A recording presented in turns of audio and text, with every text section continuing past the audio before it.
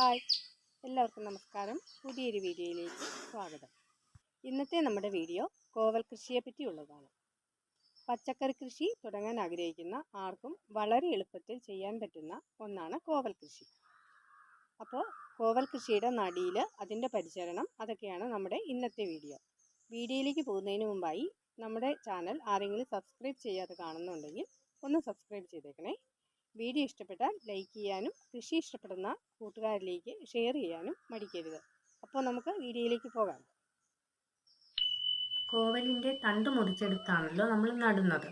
മുറിച്ചെടുക്കുന്ന സമയത്ത് 4 മുട്ടുകളെങ്കിലും നിർത്തി വേണം കമ്പ് മുറിച്ചെടുക്കുവാനായിട്ട്. നന്നായി കിളച്ചൊരുക്കിയ മണ്ണിലേക്ക് നേരിട്ട് നട്ടുകൊടുക്കാം. അല്ലെങ്കിൽ കവറിൽ നട്ടുപിടിപ്പിച്ച ശേഷം തൈ പറിച്ച് നട്ടാലും മതിയാകും. നടുന്ന സമയത്ത് തണ്ടിൻ്റെ 2 മുട്ടെങ്കിലും മണ്ണിന് മുകളിൽ നിൽക്കാനായിട്ട് ശ്രദ്ധിക്കണം. നട്ടതിന് ശേഷം ആവശ്യത്തിന് മാത്രം നനച്ചു കൊടുക്കാൻ ശ്രദ്ധിക്കുക. നടുന്ന സമയത്ത് അടിവളമായിട്ട് എല്ലുപൊടി, വേപ്പിൻ പിണ്ണാക്ക്, ചാണകപ്പൊടി ഇവ ഇട്ട് കൊടുക്കാം. വള്ളി പടർന്നു തുടങ്ങിയാൽ പന്തലിട്ട് കൊടുക്കാവുന്നതാണ്. വേലിയിൽ പടർത്താതിരിക്കുന്നതാണ് നല്ലത്. രാസവളം ഉപയോഗിക്കാതിരിക്കുന്നതാണ് എപ്പോഴും നല്ലത്. വളമായി നമുക്ക് കടലപ്പിണ്ണാക്ക്, എല്ലുപൊടി, ചാണകം ഇവ പുളിപ്പിച്ച ശേഷം നേർപ്പിച്ച് ഒഴിച്ചു കൊടുക്കാവുന്നതാണ്. ആഴ്ചയിൽ ഒരിക്കലെങ്കിലും ഒരു ദിവസം പഴകിയ കഞ്ഞിവെള്ളം ഒഴിച്ചു കൊടുക്കുന്നത് വളരെ നല്ലതാണ്. കോവൽ കൃഷി അധികം പരിചരണമൊന്നും കൊടുക്കാതെ തന്നെ നല്ല രീതിയിൽ വിളവ് തരുന്ന ഒന്നാണ്. ടെറസിൽ കൃഷി ചെയ്യുന്നവർക്ക് ഗ്രോ ബാഗിലും ഇത് കൃഷി ചെയ്യാൻ സാധിക്കും.